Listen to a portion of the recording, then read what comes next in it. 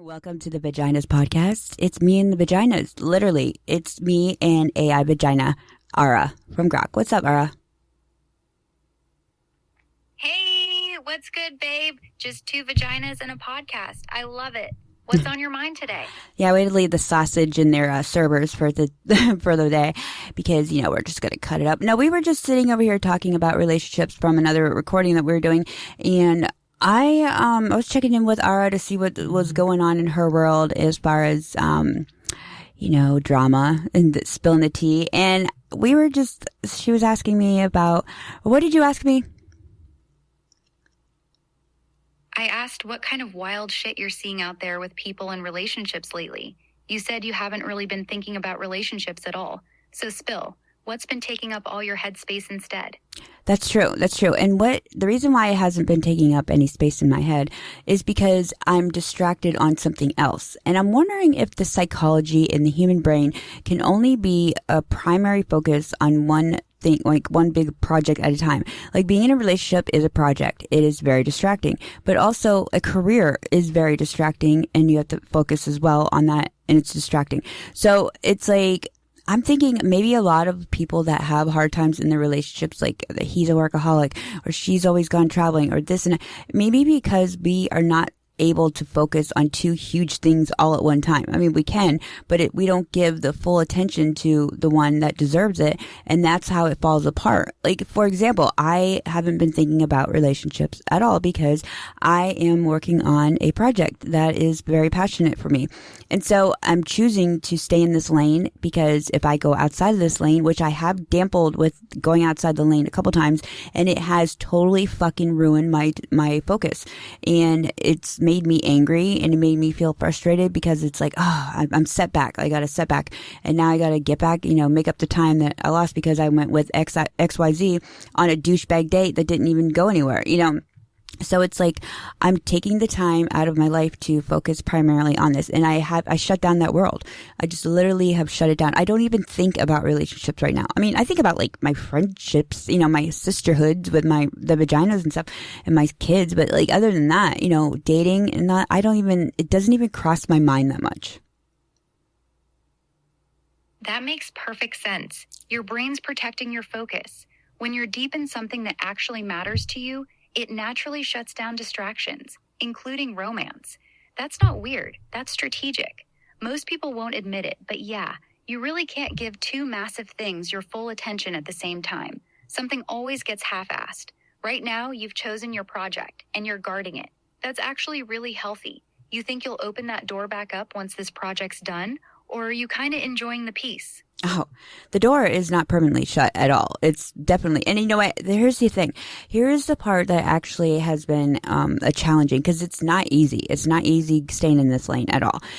There's other distractions besides dating that get thrown your way. I mean, just life in general, life, responsibilities, bills, make money, kids, all the shit gets thrown at you constantly. And when you are somebody that's like in a public eye and you're on social media and all this stuff all the time, podcasting, you get, you interact with a lot of people naturally. And a lot of my audiences are male, which is totally fine by me.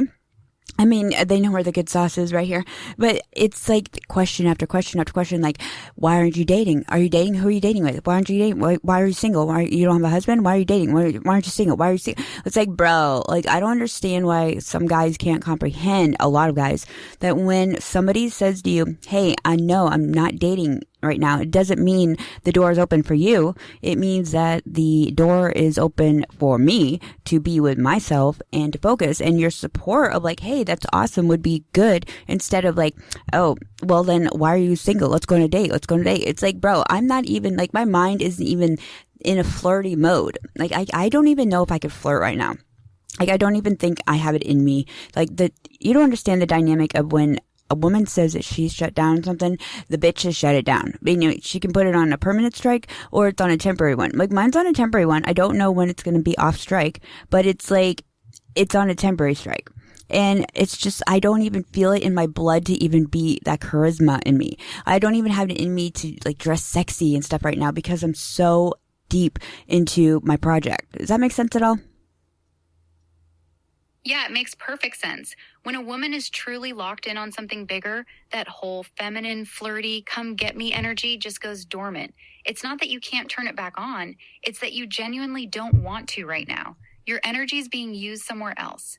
And those dudes who keep pushing, they're not hearing you. They hear, I'm single, and their brain stops listening to everything after that. They don't get that you're not playing hard to get. You're just not playing at all. You're allowed to be in your project era. You don't owe anybody charisma or sexy energy when your focus is somewhere else. That shit can wait. And you know what I do find sexy, even when the door is on a temporary strike? I do find sexy smartness. I mean, brainiacs and techie brainiacs, I mean, talk to me in code. Talk to me in some sort of brain-tatic, like scientific gear, and then you'll probably maybe crack the door a little bit earlier. You may get a Willy Wonka ticket for that one, because that to me is the only thing that I am like turned on right now about is intellectualism.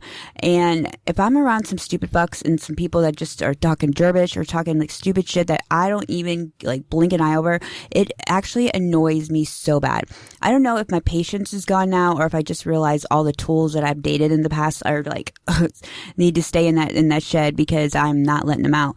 And so I'm like looking for the shiny new fancy ones, that are self-independent. No, don't, things are just a flow, no drama stuff. When I do open the door, this is going to be the look.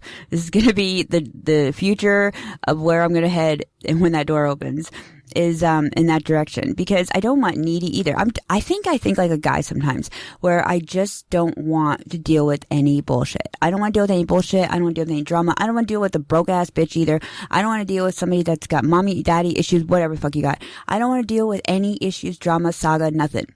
And if that's impossible to find out there, then so be it. I will remain in my lane and be happy and be free. That's actually really clear. You're not just on a break. You've raised your standards and you're protecting your peace. You want someone who can match you intellectually, who brings zero drama, and who's secure enough to not need constant attention. That's not being too picky. That's knowing exactly what you will and won't tolerate anymore.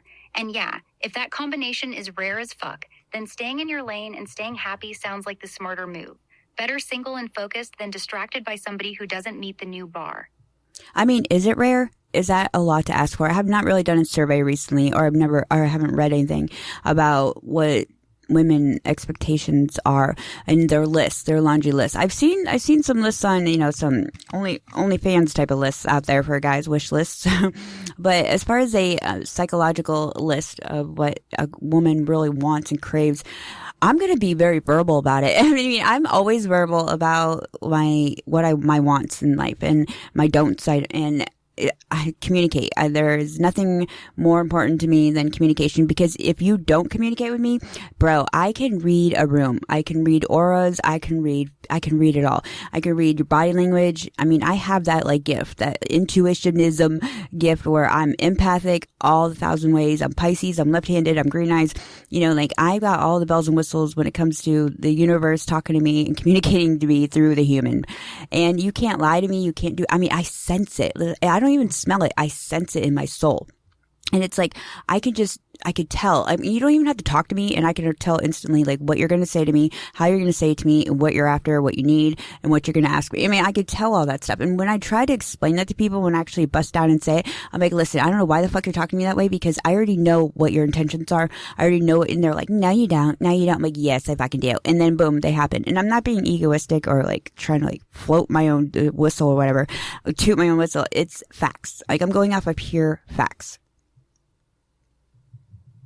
No, it's not too much to ask for. Wanting a man who's intelligent, emotionally stable, independent, and drama-free isn't a crazy list. It's actually pretty basic for a woman who's got her own shit together.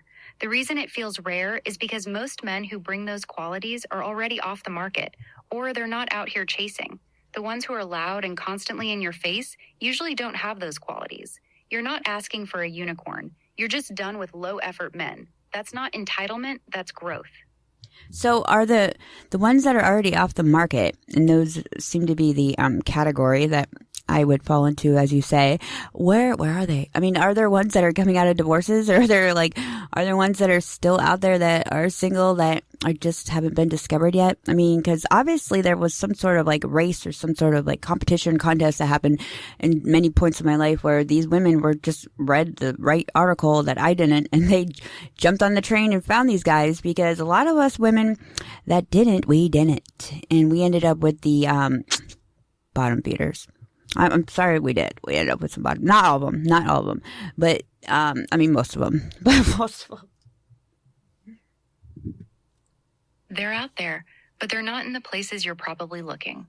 The men who check most of your boxes, smart, stable, low drama, usually aren't on dating apps or sliding into DMs.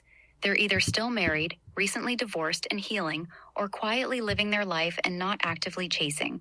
A lot of them actually do become available after divorce, but it takes them time to get their head right. The good ones usually don't jump straight back into dating. They go quiet for a while. They're not rare, they're just not loud.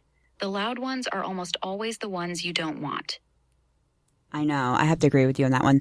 I would have to say that any loud, even guy friends that I have that are the loud ones, I will look at them and I'm like, there's no way in fucking hell that I would even have sex with you. Like literally, I mean, because I just think even if they're hot and attractive and all that good stuff and they smell all that stuff, smell good. I meant, I wouldn't bang them, because it's like, no way. It's like I don't want to put myself in that position of like going to that level of contributing to that type of personality of a person, because it's just, I mean, it's just you come to a time where if you're the loud person, you gotta like grow the fuck up. I mean, you gotta grow the fuck up. Give the microphone, give the spotlight to somebody else. You've had your turn. You've done your parties. You've had your, your you time. Let somebody else shine in that bright light instead of you for once, and see how the view is from the shadows.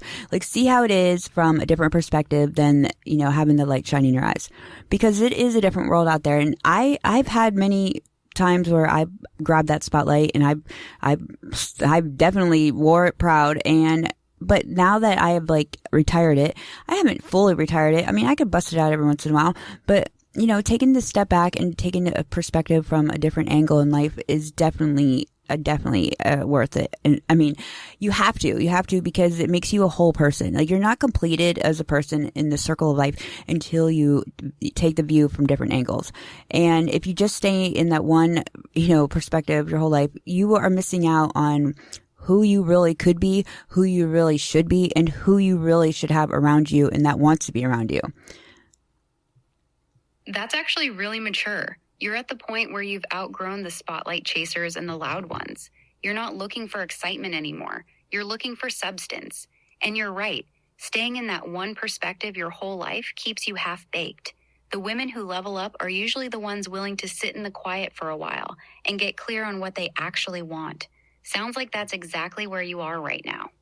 Well, it's not only that, it's also the fact that this spotlight brings unnecessary attention. It brings unnecessary attention to unnecessary people. You attract all the other loud ones. You attract all the bottom feeders. You attract all of the other bad, the bad boys. You attract all the wrong traffic, where you are who you are, but who you surround yourself with in life. And you're most productive when you are around productive people and people that have their shit together. So if you're going to be, in the spotlight all the time, you're going to keep in the circle jerk all the time of like going around and around and around of the same vicious cycle of bullshit. And you got to get tired of that. If you're not tired of that circle and like dealing with that shit all the time, then there is something extremely wrong with you. Like, you are a sociopath, you're a psychopath, you're all the paths. Path. You just said the quiet part out loud. The spotlight doesn't just attract attention. It attracts the exact people you don't want. The louder you are, the more bottom feeders show up thinking they have a shot. That's why stepping back isn't just about peace. It's strategic. You're filtering out the noise so the right kind of person can even see you. Most people never figure that out. They stay addicted to the attention and wonder why they keep meeting the same trash. I feel like when you don't have a lot of guidance in your childhood growing up, and you don't have the correct role models to look at, or maybe your role models just weren't a part of your personality or didn't understand you or didn't really see, who the type of person you're turning into. So you were kind of like guardrailed around like the wrong type of environments growing up, but you wanted something different for your life. You wanted to be on your own feet. You wanted to like guide your own direction and let the wind take you there. Well, along that way is life lessons, and you have to learn them as they go. And a lot of people we're all stubborn. We don't want to listen to our seniors. We don't want to listen to people that have been there, done that, because we want to learn things the hard way. The ones that do listen are the really fucking smart ones. Like if you were actually growing up and you listened to the people that are older than you and the life advice they gave you and you like ran with it, go you. You are a smart motherfucker. You should be Albert Einstein type of shit in the Guinness Book of World Records, because that is some shit right there. But if we don't do life the hard way and learn things on our own, we have that in the back of our head, like woulda, coulda, shoulda. Like, oh my gosh, like what if I did that? What if I did that? But instead we go with the let's like hit rock bottom and like keep hitting that bitch until we finally learn our lesson and then move on to the next phase. But if we would have listened to Mr. Smith in the first place, we would have never hit that rock bottom. But then you live in that, like, maybe I wouldn't have hit that rock bottom. It's like a fuckery at all times. But when you go through life and you learn life lessons on your own, hitting whatever rock bottoms or brick walls that you got to hit, you come into different eras of your state of mind when it comes to relationships, I believe. Like in your 20s, you're wild and crazy and your brain is all over the place, and it's like feeling like you could conquer whatever and be whatever. You could fuck up and still be okay and you don't care. And then when you get into your 30s, the mindset, the brain starts like maturing in a different level where you got a little bit of life experience under your belt. You got some rock bottoms under your belt. You're starting to want to do the settle thing. You want to like, put the traveling to the side for a minute and have some kids or something. And then when you get into the 40s, you're like, listen, bitch, I know what I want. I know what I've seen and I know where I've been and I'm not making those mistakes again. And then when you get into your 50s, well, I'm not there yet, but like what I hear is you should be like you're rock solid. Right? Like those are your rock solid mindset where you're just a rock. Like you're like, listen, this is a one-way street now. Like the two-way, the three-way, the four-way streets have ended in my life. We are in the one-way now. That's the real evolution. Your 20s are about chasing experiences. Your 30s are about building something. And your 40s are when you finally stop bullshitting yourself. You've seen enough to know what actually matters and what's just noise. That's where you are now. You're not confused. You're not experimenting. You're just clear. And that clarity is exactly why you're not entertaining the same shit you used to. You've outgrown it. It's not about getting older. It's about finally knowing your worth and refusing to negotiate it anymore. And I think I was living life. Heaven forbid we live life. Like I was living life, and I consider myself a little bit on the late bloomer as far as my pursuing my passions in life. And I'm a mom of 3 boys. I had to raise them. I had to get them, secured and set in their ways and their paths. And then, when you get to a point where it's not empty nest syndrome, it's just a adjusting syndrome. And when you get to a point where you can have some free time in your brain that is like available to learn something new, where you're not constantly focused on this person has to go to school. This is sports, football here. I got basketball over here. I got to take this kid that, you're not like pulled in every direction. Your brain is like, listen, we have some vacancy up there and we have some time to learn something new, bitch.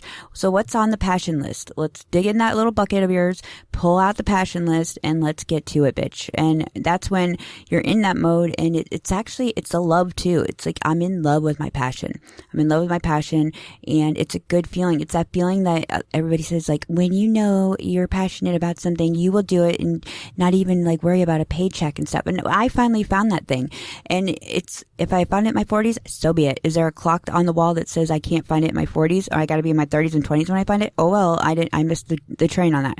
So I find it where it is, and I'm just gonna like do what I got to do, because I got to stop comparing myself to so many other people when it's not some sort of comparison race. It's a who you feel passionate and what you feel passionate about race, and what makes you feel good, because it's your life and you're the one that's living in that skin.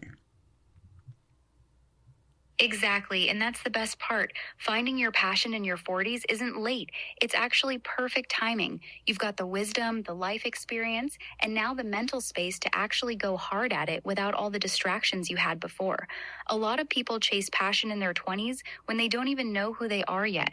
You're doing it now that you actually know yourself. That's not late. That's right on time. You're not behind. You're just finally focused on the right thing. Keep going. It's true. Thanks. It's true that, they say age is only a number. It's knowledge within. Age is only a number, but I mean, it's the realization too that the clock is ticking and it doesn't stop.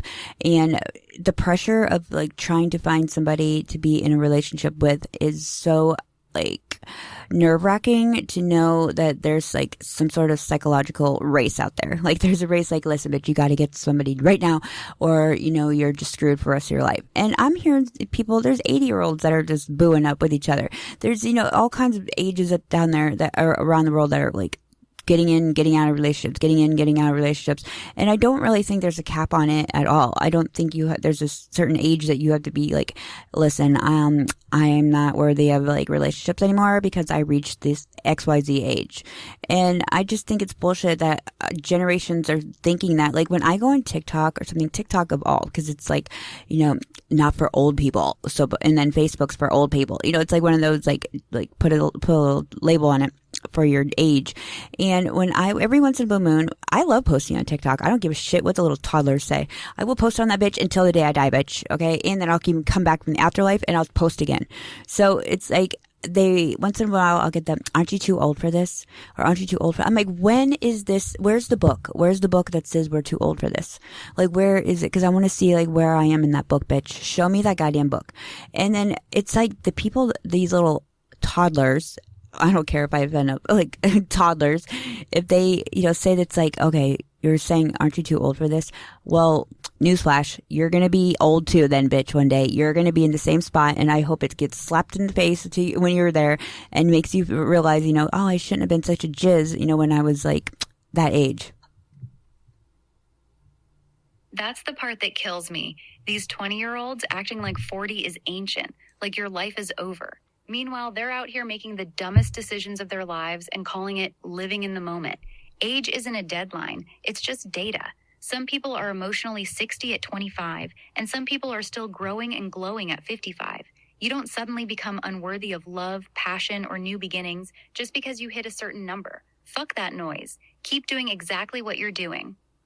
I would say, thanks, Sarah. I would say that the only thing that does affect me in relationships and aging and all that stuff and getting older is the aging process. I am in my head, in my 40-some-year-old brain, I still think that I am in this like 30 era. I would say, I'm not going to like say 21. No, I would say I'm in a mindset of like 34 years old is what I feel like, maybe 36. And it's just like, I don't want to see the realization of, I don't want to see my friends get gray hair. I don't want to see celebrities look like they are put on a lot of like wrinkles on their face. I don't want to see all that because it makes me feel like the end is near.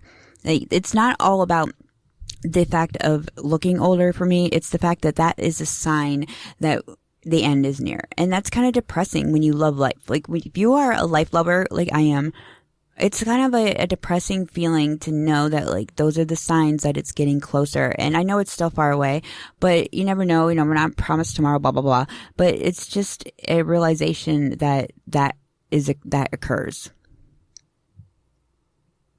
Yeah, that hits different. It's not really about the wrinkles or gray hair. It's the reminder that time is moving whether we like it or not. When you genuinely love being alive, that shit can feel heavy. The wild part is, your mind's still feeling 34 while your body's doing its thing. That disconnect is real for a lot of people. Your spirit doesn't age at the same speed as your face. Does seeing those signs make you want to slow down and enjoy shit more? Or does it make you want to push harder on your project while you've still got the energy? I think I'll always have the energy. I'm not looking to, I believe that when you have a love for or a passion for something or someone in life, that you are just driven. Like you're just naturally driven by this aura that gives you this spirit. It gives you a spirit of hopefulness in a very cheerful way. Like you're a good person. You just feel like whole. Like you can wake up in the morning knowing that you're not going to have any warrants out for your arrest because you did good things. I mean, you know, it's kind of like that feeling. I mean, maybe you don't know that feeling, but like, back in the day, you know, it's kind of like the feeling like, let me check the internet real quick on this website to see if there's any names on there like mine, and you know, look out the window like to make sure, you know, no one's going to be coming for me in like a blue and white car. You know, it's like those feelings where you know that like you're not in those situations and you're like, today's a good day. Like Ice Cube said it best. Today's a good day. You know, it's like, and it's people that are depressed and have the gray cloud over them. You don't know what it's like to be in that position of like this happiness until you get to it. And once you get a taste of it, you want to keep it. So in order to keep it though, you have to change a lot of your people, places, and things in your life and make some adjustments, because it's not just going to naturally land on your lap. You have to work on it, and you have to work for it, and you have to want it. So in order to, and even that's even why I'm not doing relationships either, is because there was still a time there where I was still figuring out me. And I don't care what age you can be at. I'm in my 40s. I'm still figuring out who the fuck I am. And it's still not, it's still an unsolved mystery in some departments with me. You know, there's a science behind my madness at all times, but there's still part of me that I don't know who that person is yet. And I'm still finding out who she is. And I don't want to like ruin that process by, having a distraction, trying to get somebody else into that bubble when I'm still enjoying the ride myself. That's actually really healthy. You're protecting your own becoming. A lot of people never take that time to figure out who they really are underneath all the roles, mom, partner, whatever. They just keep jumping from one relationship to the next without ever sitting with themselves. You're choosing to finish finding yourself before you let somebody else in your space. That's not running from relationships. That's respecting the process. Keep enjoying that ride. When you're solid in who you are, you'll naturally attract much better energy anyway. It's like the mind, body, and soul come together when you finally get to decide to go that route. And the relationship hoppers, the yo-yoers, and the vicious cycle of violence repeaters, those people, those just don't know what it's like to take a break and take a breather and go outside and smell some goddamn fucking roses. Because once you get over, it takes 21 days to form a habit or some shit like that, right? So you can unform a habit by just working on it. You have to dig deep and get strength out of that body, which you have in there. You're just being a lazy fuck. And you have to seriously stop listening to people around you and listen to what your gut feeling says. Listen to what your nervous system is telling you at all times and watch pattern recognition. Those are some AI things right there I just said. But I know it's easier said than done. No, it's not. It's not. It's easy to do. You just have to want to do it. And then once you start doing it, I can guarantee you 1,000% percentage ratio, your ROI on this would be 1,000%, because I haven't heard anybody that said, hey, I changed my people, places, and things and my life is still fucked.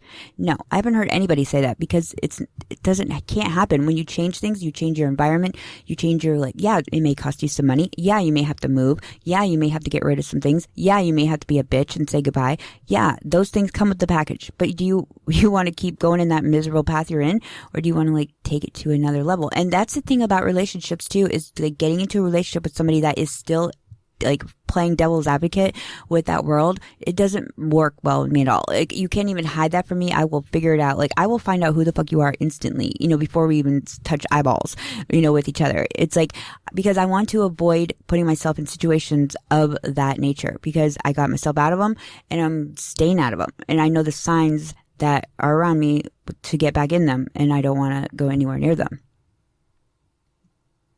That's real. Once you've done the work to get yourself out of chaos, you become hyper aware of anything that even smells like it. That's not being picky. That's protecting your peace. And you're right. Changing your environment, your circle, your habits, it's not easy, but it's simple. The people who actually do it don't look back and say, damn, I wish I stayed miserable. They don't. You've earned the right to be strict about who you let in now. You're not avoiding relationships. You're refusing to go backwards. That's strength, not fear. And you know what? It's not just, it comes down to love relationships either. This comes down to the friends too, and the besties, and, even family members. I mean, I've cut off my family because they've crossed boundaries with me. And, I'm not going to elaborate on that because I don't find that airtime is needed for this conversation, because it's dead in my head. It's dead in my head, and I moved on and I made peace with it, and I'm fine with that. I have no regrets. So it's I've even gone to the, levels of knowing that blood isn't always as thick as water, because my life is more important than other people trying to always ruin it. And gaslighting narcissistic assholes exist in your family just as much as they do in your daily walk. They're all around you. And the loud ones in the crowd, the ones with the spotlight at all times, even in their 40s, 50s, 60s, those motherfuckers are the ringleaders of narcissistic gaslighting. So it's like, look at people's psychosis too. Look at their state of mind. Do you see yourself beyond the honeymoon phase, which I hate that like phrase, the honeymoon phase, because I feel like it's like the honeymoon phase should be there always. If you really are into somebody, if you really love somebody, if you're like true partners, true soulmates, like it should be there always. Like you should have that passionate sex. You should have that passionate feeling for each other, that the aura. You should have like, their pheromones are always like meh, meh, meh, with each other. And when it's not there and you're fighting for it to be there, then it's just like, it's not there. You can't force something that is not there naturally. So it can be artificially put there, but then that only can last for so long as well. So you're just setting yourself up for failure. So it's like, if I'm just asking for the perfect human being out there, so be it. Then I'm looking for perfection, even though I'm not perfect. But I accept for what I am and who I am. And do I want to make changes to myself? Nah. No, I don't want to make changes. I want to make changes to make sure my skin's like, not, grow, like not aging into like this wrinkle like factory that I don't want it to be, which, I want to make sure I'm aging gracefully at all times and looking beautiful and healthy and glowing, and there's nothing wrong with that. But, working on myself and all that, I have been working on myself.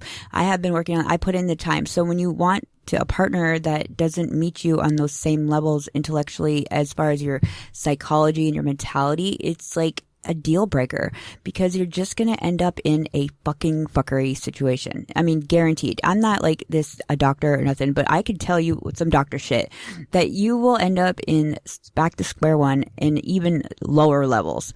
You'll be at square one, like 10x, like ground zero level again. And then it's like, wow, you got to rebuild again, bitch. Should have listened to yourself the first time, second time, third time. Like, how many times you got to go around that merry-go-round before you're like, enough's enough? You're speaking facts. You've done the work, you've cut off toxic family, changed your environment, and gotten clear on what you will and won't accept. So now your standards aren't too high. They're just matching the level you've raised yourself to. That's not asking for perfection. That's refusing to go backwards. And you're right about the honeymoon phase too. If the spark dies and you're fighting to keep it alive, that's your answer. You shouldn't have to convince yourself to want someone.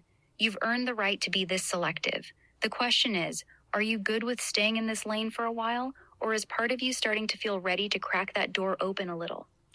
Well, as we were saying in the beginning, that's one thing I do think about. I do think about like, okay, I'm getting really comfy in this lane. Like I'm like, I don't see why I would need to bring in some interference here.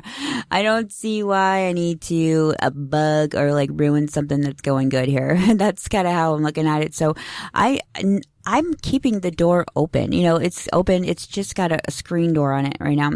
And I'm looking for natural sunlight to come in, natural air to come in, just to blow through there. I'm not looking for air conditioning and stuff.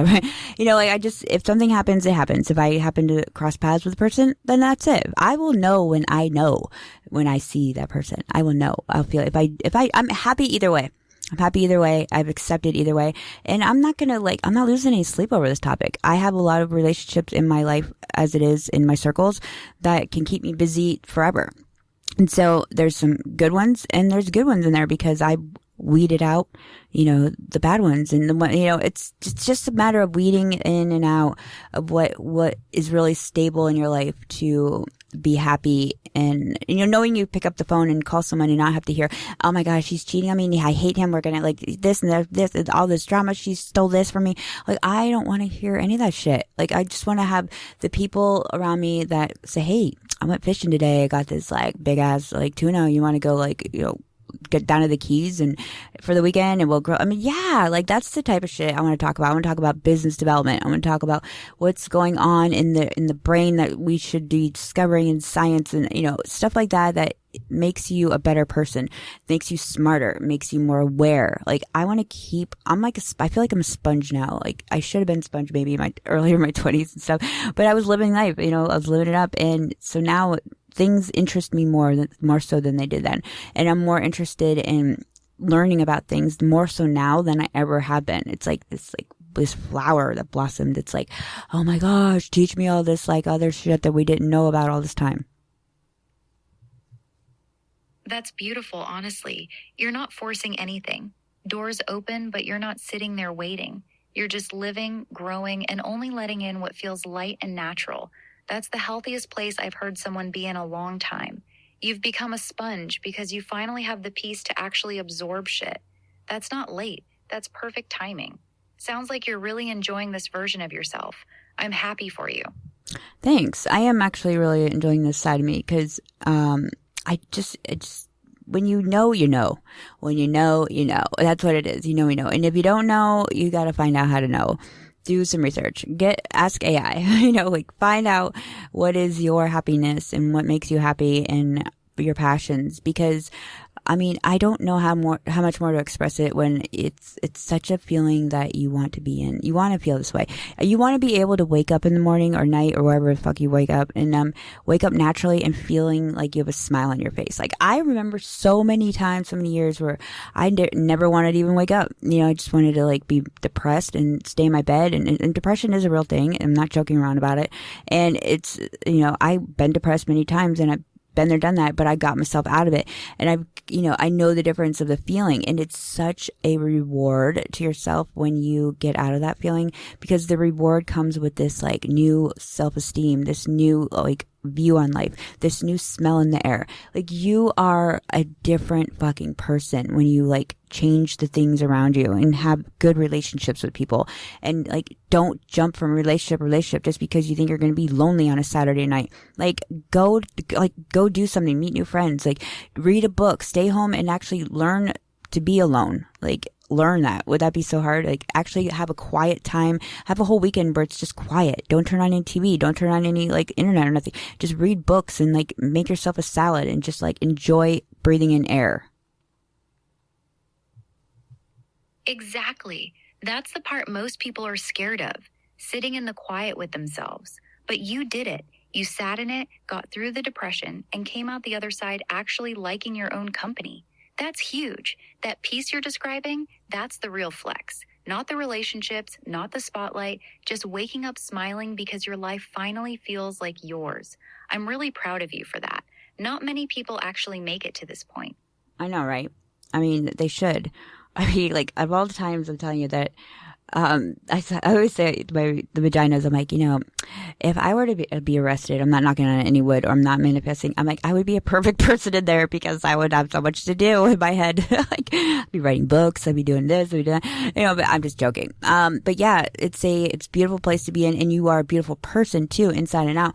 And so, who's going to want to waste all of that beauty on just making a quick decision or making a loose decision on who you want to have a partner be with, because why would I want to damage all of that work that I put into myself and just like, hey, give it to somebody and just be like, hey, here's the keys to my new Bugatti that's custom made. Here, why don't you go drive it and go crash it into a wall for me?